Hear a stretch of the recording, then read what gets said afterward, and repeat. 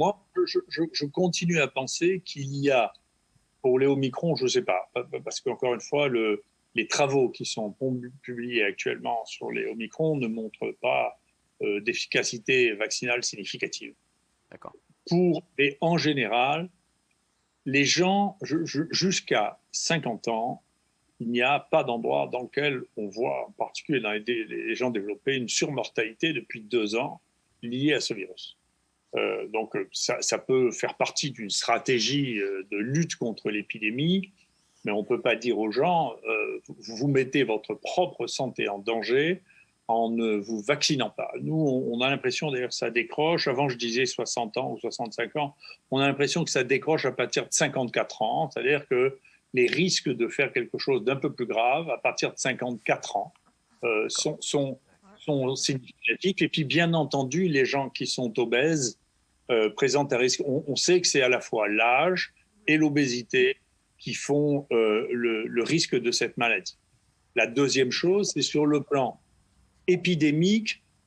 Est-ce qu'on a une évidence que ça sert à quelque chose? C'est ça. Et la réponse, je suis désolé de ne pas être d'accord avec les autorités. La réponse, c'est non. Voilà. Ça ne contrôle pas l'épidémie, pas du tout. C'est les pays dans lesquels on a fait le plus de vaccins qui a le plus de cas. Alors, donc, c'est pas vrai que ça contrôle l'épidémie pour des raisons qui sont complexes à expliquer scientifiquement. Peut-être même que dans un certain nombre de cas, il y a une chose que les gens n'avaient pas regardée qui est très importante, c'est le nombre de cas d'infection qui suit dans les 15 jours à 3 semaines une injection vaccinale.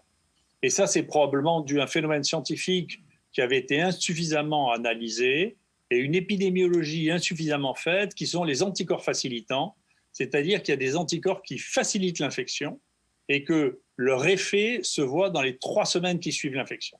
Professeur Raoult, et donc, justement, parce que alors, vous dites que vous n'êtes pas d'accord avec les autorités. Il y a le président Emmanuel Macron qui a organisé une conférence de presse là aujourd'hui et qui est revenu sur la polémique emmerder les non-vaccinés.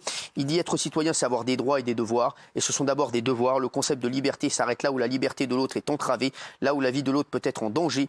Il a déclaré en précisant que c'était ma responsabilité de sonner l'alarme, des propos qu'il assume totalement en rappelant qu'être citoyen, c'est avoir des droits et des devoirs. Voilà, donc il est revenu là-dessus. Voilà, ça vous a choqué cette phrase sur emmerder les non-vaccinés ou Vous savez, trop vieux pour être choqué pour quoi que ce soit, hein, mais globalement, il n'y a pas d'évidence que les gens non vaccinés soient plus contagieux que les gens vaccinés. Enfin, il n'y en a pas. Si on regarde les charges virales, je sais qu'on a essayé de nous chanter des choses qui sont totalement fausses pour le Delta. Pour le Delta, d'une manière paradoxale, les gens qui étaient vaccinés avaient des charges virales plus importantes que les gens qui n'étaient pas vaccinés. Donc, il n'y a pas d'évidence actuellement de contrôle, mais je comprends bien que les gens qui estiment devoir contrôler cette épidémie se servent de ce qu'ils ont. Cela étant, on ne peut pas accuser... là, on arrive même, heureusement, je crois qu'ils ne vont pas le faire dans le CHU, mais on arrive à une espèce de paradoxe qui a été évoqué là dans les autorités du CHU, qui m'a foutu dehors, mais je sais quand même.